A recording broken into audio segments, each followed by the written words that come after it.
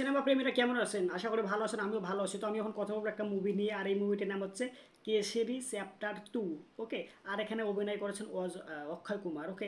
আর এই যে কেসরি চ্যাপ্টার 1 এর আগে রিলিজ করা হয়েছিল বেশ কিছু সময় আগে। তো ওই সিনেমাটা বেশ কিছু সফলতার প্রেক্ষাপটে বর্তমান চ্যাপ্টার 2 নিয়ে আসা হয়েছে। আর এখানে যারা চ্যাপ্টার 1 দেখেননি তাদের কোনো সমস্যা নাই, বা ইভেন আমি নিজেও চ্যাপ্টার 1 দেখি নাই।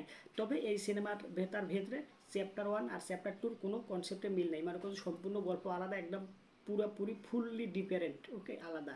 এখানে কোনো প্রকার মিল নেই। যারা চ্যাপ্টার 1 দেখেননি, ভাবতেছেন যে চ্যাপ্টার 1 দেখেনি চ্যাপ্টার 2 দেখতে পারবো কি না, ওকে, তাদের জন্য কোনো সমস্যা হবে না। আপনি চোখ বুঝে এই সিনেমাটা দেখে নিতে পারেন। তো সিনেমা দেখার আগে সিনেমাটা ভালো মন্দ একটু বিষয়বস্তু নিয়ে কথা বলি। তো এই সিনেমাটার ভেতরে সিনেমাটোগ্রাফি, কালার গ্রেডিং, সব ব্যাকগ্রাউন্ড মিউজিকগুলো ছিল দুর্দান্ত। আর এখানে কনসেপ্টের সাথে মনে করুন যে বেশ কিছু সময় সিকুয়েন্স অনুযায়ী যেগুলো গান পাইছে উঠে, ভাই যখন গানটা বাজে একদম শরীরের রক্ত হিম হয়ে ওঠে, গরম হয়ে যায় আর কি।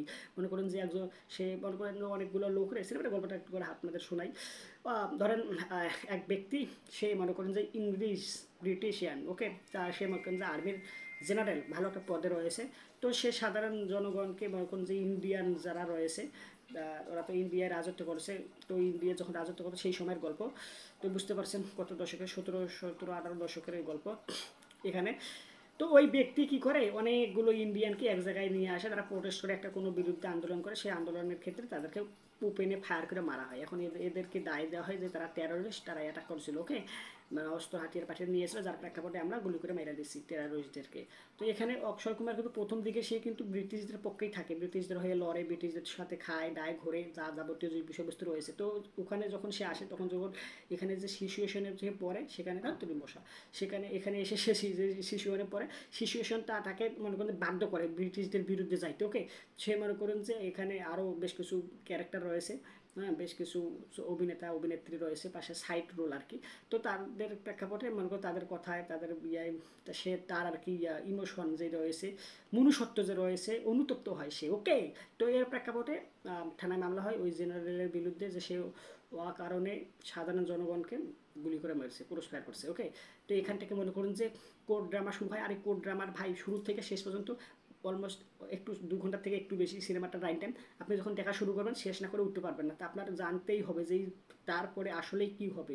আর এখানে ওই যে যখন সে দেখে যে ওই যে আমি যে বিষয়টা বললাম ব্যাকগ্রাউন্ড মিউজিকের কথা প্রথমে, তো ওখানে যখন সে এই সিচুয়েশনে পড়ে যে এতগুলো লোকের মারা হয়েছে, এইভাবে মারছে, এত নির্যাতন টর্চার করছে, তাদের লাশগুলো গুম করছে, মানে এইভাবে করে, তখন তার ভিতরে একটা ইন্ডিয়ার জায়গা ওঠে, মনুষ্যত্ব জায়গা ওঠে। সে মনে একটা এটিটিউড, মানে একটা ভাইবে ওঠে। আর তখন ব্যাকগ্রাউন্ড মিউজিকটা বাজছে, আর ব্যাকগ্রাউন্ড মিউজিকটা যখন বাজে বললাম তো শরীরে একটু গরম হয়ে যায়। তো এভাবে আর কি সিনেমাটা আর কি ভাই শুরু থেকে শেষ পর্যন্ত। আর এখানে হ্যাঁ দুর্দান্ত আরেকজন অভিনেতা রয়েছে, আর মাদমান ভাই। এই আর মাদমানকে আমি দেখেছিলাম বিজয় সেতুপতির সাথে সিনেমাটা বিক্রম ভেদা সিনেমায়। ভাই বিক্রম ভেদা সিনেমাটা যে অভিনয় করেছিলেন, এই বিক্রম ভেদা সিনেমা, এটা কিন্তু তামিল ইন্ডাস্ট্রির সিনেমা, যেখানে বিজয় সেতুপতি এবং আর মাদমান ছিলেন। তো মনে করো দুজনে পুরো কাঁপায় দিয়েছেন। যে সিনেমাটা বলিউডে রিমেক করেছিল কিছুদিন আগে, ওই যে ঋত্বিক রোশন আর হচ্ছে সাইফ আলী খান। ওকে। সাইফ আলী খান কিন্তু আর মাদমানের চরিত্রে অভিনয় করেছিল। আর মাদমানের চরিত্রে সাইফ আলী খান কিন্তু নিজেকে তুলে ধরতে পারেনি। ওকে। এদিকে আবার মনে করো যে ঋত্বিক রোশন অভিনয় করেছেন বিজয় তেলাপতির চরিত্রে, যে চরিত্রটায় অভিনয় করেছিলেন তামিল ইন্ডাস্ট্রির যে বিক্রম ভেদা রয়েছে, সেই বিক্রম ভেদার চরিত্রে অভিনয় করেছিলেন বিজয় সেতুপতি। ঠিক সেম রোলটা প্লে করেছে ঋত্বিক রোশন, কিন্তু ঋত্বিক রোশন বিজয় তেলাপতির সাথে মনে করে যে মনে করে যদি কম্পেয়ার করি, তাহলে বিজয় সেতুপতি এগিয়ে থাকবে, কারণ তার মনে করছে ওই যে শুধু হেলথ, মনে করেন ঋত্বিক রোশনের বেটার, কিন্তু বিজয় সেতুপতির হেলথ, শরীর স্বাস্থ্য কিন্তু মনে করেন যে ওই রকম হিরোজিয়াম যে বিষয়টা রয়েছে, বডি ফিটনেস। ওকে। 6 প্যাক বা 8 প্যাক, ঋত্বিক রোশনের এখন 8 প্যাক, তারপরে মাসেল টাসেল, মানে এগুলো কিন্তু কিছুই নেই। এরপরও মনে করেন ভাই যখন স্ক্রিনে আসে, টাড়া ডা ডা ডা ডা টাড়া ডা ডা ডা ডা ডা, ভাই ব্যাকগ্রাউন্ড মিউজিকের মধ্যে এখনও আমার মনে করেন যে দুইটা সিনেমার ব্যাকগ্রাউন্ড মিউজিক সব থেকে বেশি ভালো লাগে, মনে করেন যে গানগুলো আর ব্যাকগ্রাউন্ড মিউজিকগুলো। ওকে। এই এক হচ্ছে আশুরান সিনেমা থেকে ওই যে গুট্টু গুট্টু ডু হাট্টু ডুট্টু ডা, এই গানগুলো আমি এখনো শুনি, যখন শুনি ভাই শরীর গরম হয়ে যায়।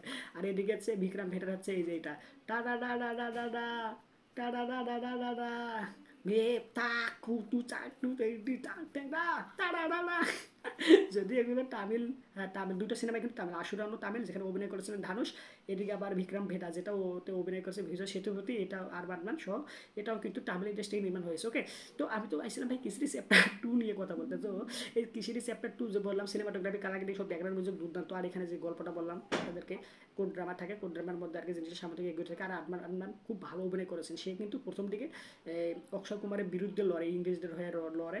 তো পরবর্তীতে এখানে তার একটা পাস্ট রয়েছে, অতীত রয়েছে, তাকে আর কি অক্ষয় কুমারের চরিত্র রয়েছে, যে চরিত্র অভিনয় করেছে তার কারণে তাকে অপমান হতে হয়, যার প্রেক্ষাপটে সে আর কি ইংরেজদের পক্ষে যায়।